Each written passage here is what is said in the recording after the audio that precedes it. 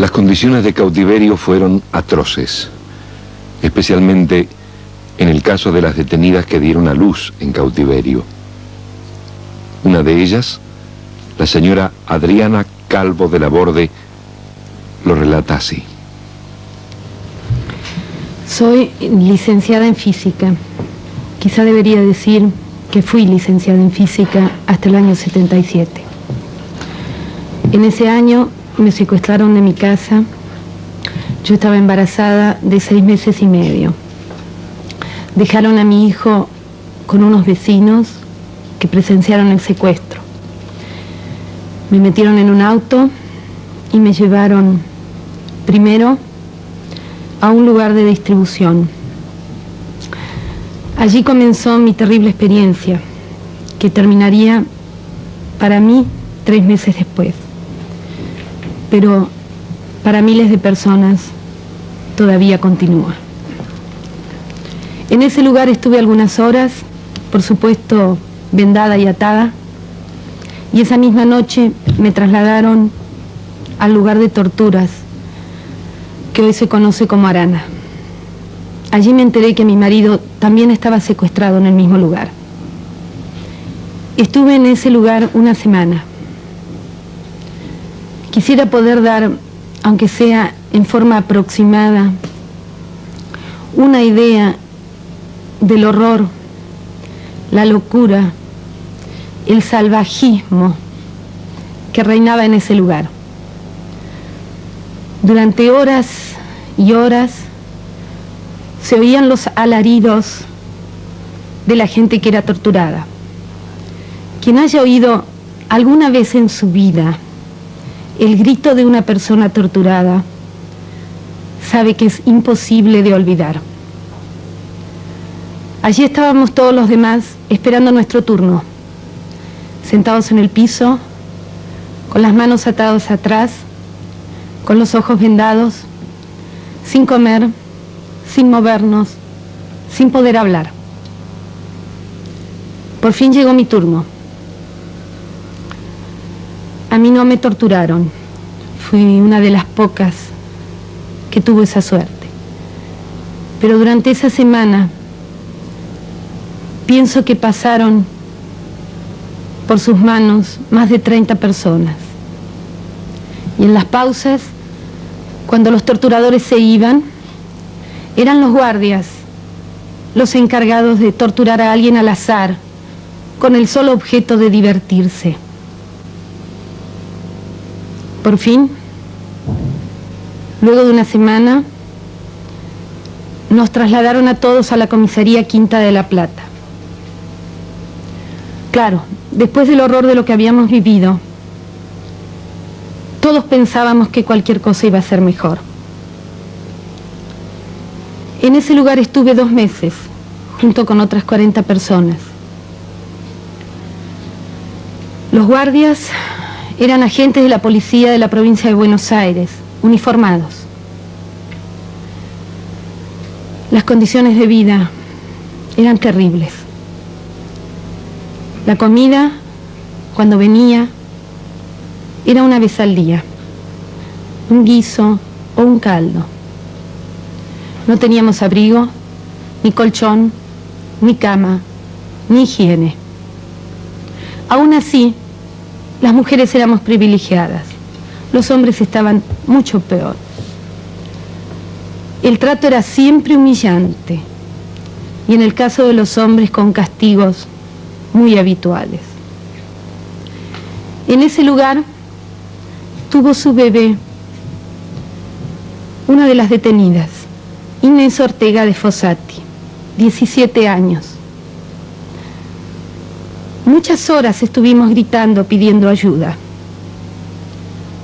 Por fin, se la llevaron a la cocina y en medio de la risa de los guardias tuvo su bebé. A las pocas horas la trajeron de vuelta, sin su bebé. A los 2 meses de estar allí comenzó mi trabajo de parto. Como me habían dicho unos días antes que iban a liberarme, a mí y a otras 6 personas, tuve la esperanza de que el parto acelerara mi liberación. En lugar de eso, cuando el nacimiento de mi bebé era inminente, me trasladaron en un auto rumbo al pozo de Banfield. El camino de La Plata a Banfield es largo y la beba nació en el camino. Pararon en la banquina y allí nació. Seguimos viaje y cuando llegué a Banfield encontré allí a la mayoría de las detenidas que había conocido en La Plata y algunas personas más. Las condiciones de vida en Banfield eran aún peores que en La Plata. Aunque no existía el terror permanente ya por la tortura, se tenía la sensación de estar sumergidos, de estar metidos en un pozo, de que la vida continuaba por encima. El nombre de pozo que se le da a estos lugares no es casual, era literalmente eso. En La Plata, al menos cada 10 días, venía gente de civil y nos llamaba por nuestro nombre y apellido. En Banfield, ni siquiera eso. Habíamos perdido totalmente nuestra identidad. Allí también se produjo un parto, el de María Eloísa Castellini. Esta vez fue en el piso del pasillo de los calabozos. La única ayuda que tuvieron fue que les acercaron un cuchillo de cocina para cortar el cordón umbilical. Y tuvieron que entregar la beba inmediatamente. A los 15 días de estar allí, vinieron a buscarme y me dejaron en la calle. Era volver del infierno. El rector de la Universidad de La Plata nos pidió, a mi marido y a mí, comprobantes de que habíamos estado detenidos, porque si no, nos tenía que dejar cesantes por abandono de cargo. Y así fue. Yo volví de este infierno, mi beba también, mi marido también. Somos una familia feliz. Pero durante esos 3 meses conocimos, hablamos, tocamos, vivimos y sufrimos junto a 39 personas que tienen nombre y apellido. Continúan todas en la condición de detenidos, de desaparecidos. Durante esos 3 meses nacieron 3 bebés. 2 criaturas fueron secuestradas y estuvieron en la comisaría quinta. Y 2 de las detenidas desaparecidas continuaban su embarazo. Son 7 criaturas que jamás fueron devueltas a sus familias. ¿Qué menos que castigo a los culpables podemos pedir?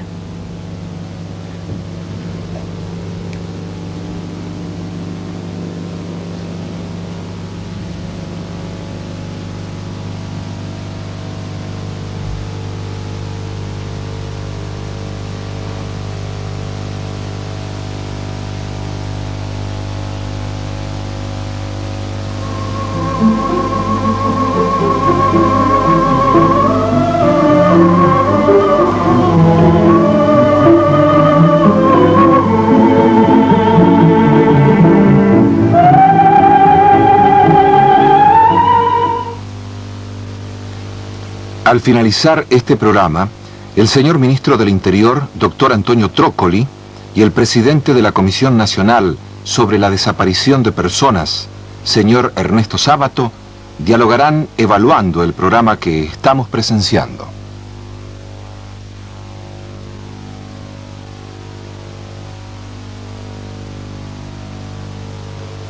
LS85 Televisión, Canal 13, Buenos Aires, República Argentina.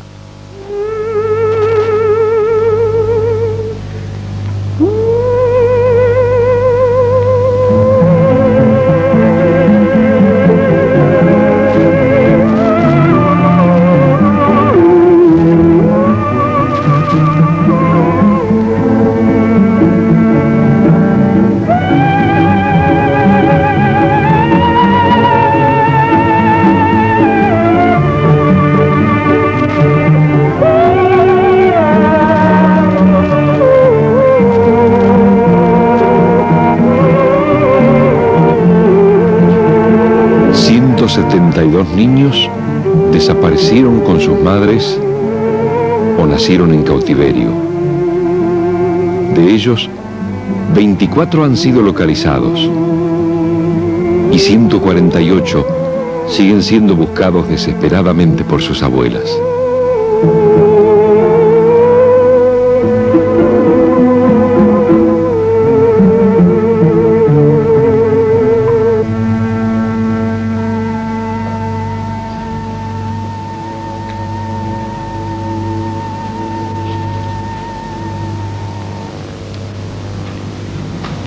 Mi hija, Laura Estela Carlotto, fue secuestrada el 26 de noviembre de 1977 en la capital federal.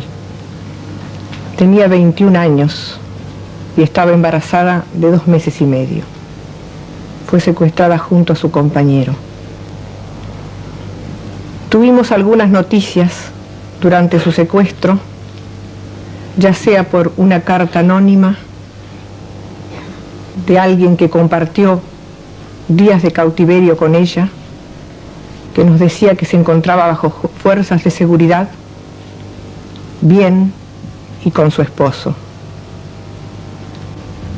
Más adelante tuvimos noticias nuevamente por una persona liberada que había compartido el mismo lugar durante 20 días, diciéndonos que su embarazo continuaba adelante, que nos mandaba un mensaje a su papá y a mí para que estuviéramos atentos al momento en que naciera su bebé, que iba a ser en junio de 1978, que lo buscáramos en la casa cuna y que hiciera un varón.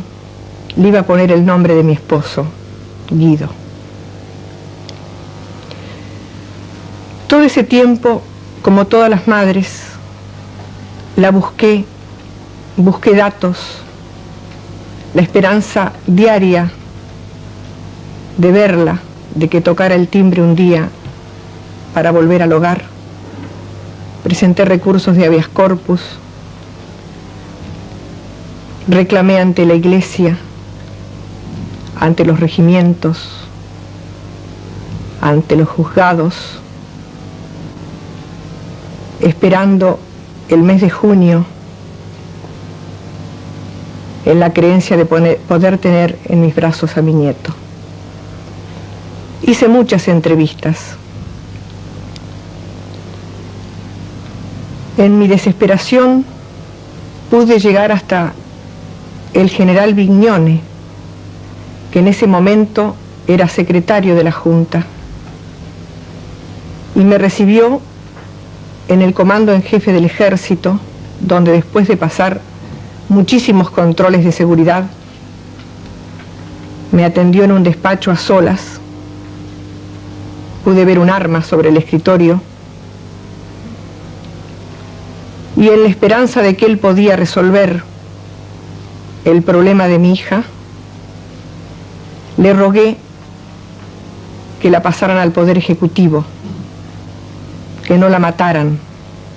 Ya mi esposo había estado secuestrado durante 25 días en la ciudad de La Plata y había visto cómo asesinaban diariamente a muchísimas personas. Él felizmente fue liberado. El general Vignone me explicó que había estado en el Uruguay y había visto las cárceles donde estaban los tupamaros, donde se fortalecían en sus convicciones, en sus ideales, y que convencían a los guardiacárceles, y que por tal causa, acá, en la Argentina, no querían que se repitiera eso. Por lo tanto, me dijo: señora, hay que hacerlo. En ese hacerlo estaba implícita la muerte. Ahí entendí cuál era la realidad. Entonces pensé que mi hija ya había sido asesinada. Y le rogué que me devolvieran el cuerpo, que quería tenerlo no enloquecerme como tantas madres buscando entre las tumbas NN de los cementerios. No me respondió nada. Salí de ahí de esa entrevista derrotada, convencida de qué es lo que estaba pasando en nuestro país con tanta gente desaparecida, porque el caso de mi hija es uno más entre los 30.000 que han desaparecido de todas las edades y de todos los estratos sociales. No obstante, seguí buscándola, seguí reclamándola sin respuesta ninguna. Cuando llegó la fecha aproximada del nacimiento de mi nieto, yo en ese momento estaba ejerciendo como docente, me jubilé para poder criarlo y esperar a su madre. Comencé a preparar un ajuar. Yo tuve 4 hijos, Laurita era la mayor. Y comencé a hacer lo que ella me había dicho, buscarla en la casa cuna, buscar el bebé en la casa cuna. En la casa cuna de La Plata, en Buenos Aires, y en todo juzgado de menores donde pudiera haber pasado algún chiquito, siempre con resultado negativo, sin ninguna respuesta. Mientras tanto, el 25 de agosto de 1978, recibimos en mi domicilio de La Plata una cédula de notificación de la comisaría de la zona, donde se nos citaba a los progenitores de Laura Estela Carlotto, a la subcomisaría de Isidro Casanova, con carácter de urgente y a efectos que se le comunicarán. Nada más. Bueno, las especulaciones fueron terribles. Pensamos que podíamos encontrarnos con ella, con el bebé. También pensamos en que quizá era la muerte. Llegamos y efectivamente el subcomisario, respondiendo directivas del área operacional 114, nos muestra un documento, el documento de mi hija, en perfecto estado, y nos dice si somos familiares de esa persona. Le dijimos que sí, que éramos los padres, y nos informa de su fallecimiento. Por supuesto que no fue un fallecimiento, fue un asesinato frío y premeditado por parte del ejército. Mi hija había sido asesinada en la madrugada del 25, fraguando una mentira enorme de que iba en un automóvil y no acató orden de detención para control y por lo tanto fue eliminada. No pude verla, no me dejaron verla, mi esposo, mis familiares me dijeron que me quedara con la imagen que tuve siempre de ella, ese rostro feliz, ese rostro de una joven argentina pensante, idealista, luchadora, porque tenía el rostro destrozado por un itacazo producido a quemarropas y tenía el vientre también destrozado, seguramente para que no pudiera comprobar el nacimiento de mi nieto. Cuando pregunté al subcomisario por el bebé, me dijo que desconocía totalmente la existencia de un niño. Recuperé el cuerpo de mi hija, lo pude enterrar cristianamente, lo tengo, pero yo ato cabos con aquella visita al general Vignone, donde le pido 9 meses antes a mi hija si ya estaba muerta. Él sabía y él me la entrega 9 meses después, porque en ese momento él estaba hablando del cadáver de un ser vivo. Desde entonces estoy buscando a mi nieto. También por gente liberada he sabido que es un varón que nació el 26 de junio de 1978. Hace poco ha cumplido 6 años. Alguien lo tiene. Alguien lo está criando. Alguien lo robó. Alguien se lo quitó a mi hija a las 5 horas de nacer y lo tuvo con esposas en sus manos, indefensa, en el momento más sublime de una madre, indefensa y atada, engrillada, despojada. Yo lo sigo reclamando, lo sigo buscando, lo seguiré buscando todos los días de mi vida.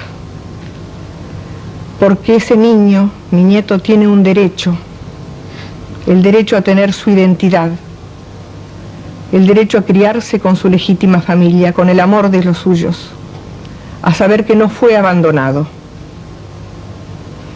Y también mis días están dedicados a buscar justicia, justicia para mi hija, porque hasta que no sepa quién la mató, quién la juzgó, quién la secuestró, quién la torturó, no voy a tener paz. Y en los centenares de casos más de nuestro país, donde las madres también se preguntan lo mismo, no puede haber paz, no puede haber paz en el país. No solamente busco mi nieto y busco justicia para mi hija, busco todos los nietos hasta que cada uno y todos aparezcan, y para que esto nunca más ocurra en nuestro país ni en ningún lugar del mundo.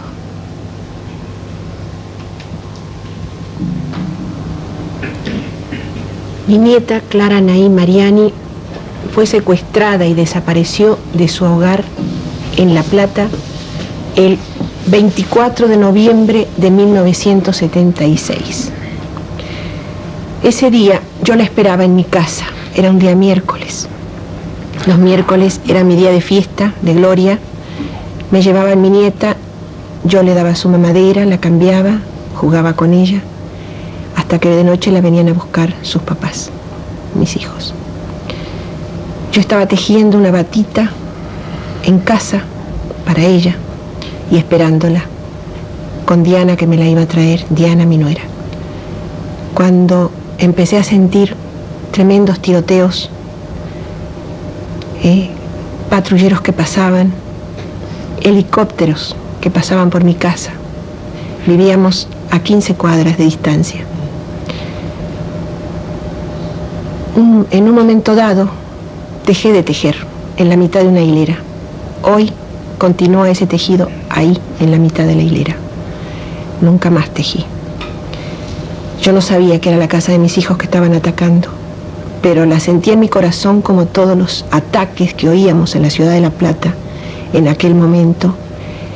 Parecían hordas enloquecidas que pasaban por las calles con tanques, con patrulleros, gente disfrazada, con colores pintarrajeadas las caras, tratando de llevarse seres humanos pensantes, como tantos que se llevaron.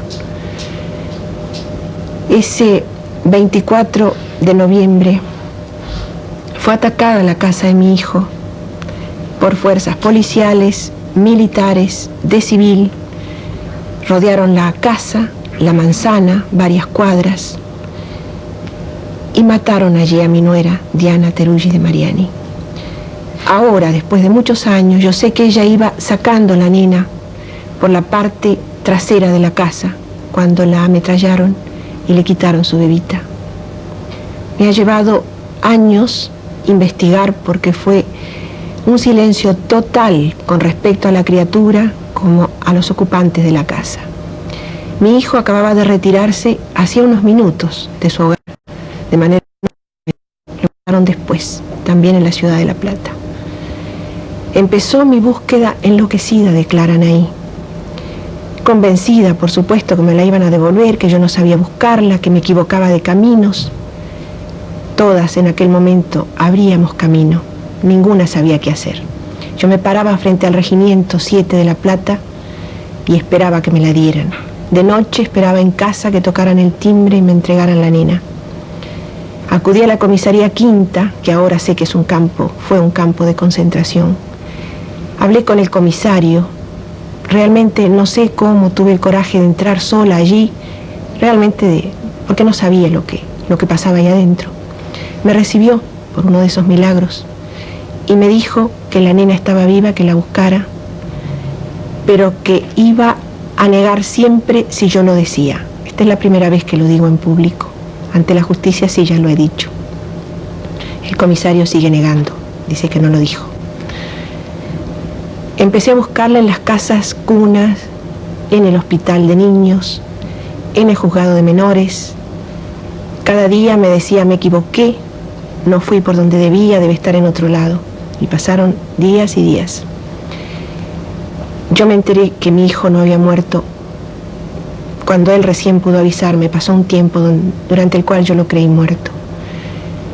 Cuando lo encontré, viví su dolor de la pérdida de Diana y la nena, que no podía buscarla, que no podíamos hacer nada. Le pedí que se fuera del país y me dijo, no mamá, no tengo por qué irme, me quedo. Y se quedó, y lo mataron 9 meses después, un 1 de agosto de 1977. Simultáneamente con la búsqueda de Clara Nay, pedía sus cadáveres. Yo quería una tumba para ellos. A Diana le gustaban las flores, yo quería llevarle una flor. Nunca me dieron una respuesta. La respuesta la he tenido hace 4 días. Cuando recién ante habeas corpus presentados, me dicen que mi nuera fue retirada de su tumba en abril del 1982 y tirada al osario. De mi hijo me dan también una tumba. Fui inmediatamente, corriendo, a buscarla. No existe, hay una otra persona en ese lugar. No sé si es un error, una burla más, no sé qué, estoy en eso. Por supuesto que con respecto a mi hijo y a mi nuera voy a iniciar las acciones judiciales por homicidio. A mi hijo lo asesinaron al entrar a una casa en La Plata, indefenso también. Clara Nay ha ido creciendo. He ido buscándola todos los días de mi vida. En ese caminar nos encontramos las abuelas, organizamos un grupo para buscar los niños desaparecidos, primero pensando que éramos poquitas, y bueno, el terror fue tremendo cuando nos dimos cuenta que éramos cientos, porque no sabemos todavía las denuncias que nos están llegando. Hace una semana han llegado 3 denuncias más de niños desaparecidos en aquella época. El horror y el terror han sido muy grandes. Clara Nay fue buscada minuto a minuto, día por día, pero siempre se me negó toda información sobre ella. Yo culpo al general Camps, que estuvo presente en el operativo que hicieron en la casa de mi hijo. Yo sé que él se la llevó, que él dio las órdenes, así como el general Suárez Mason, que estuvo presente, Saciain, comisarios de la zona.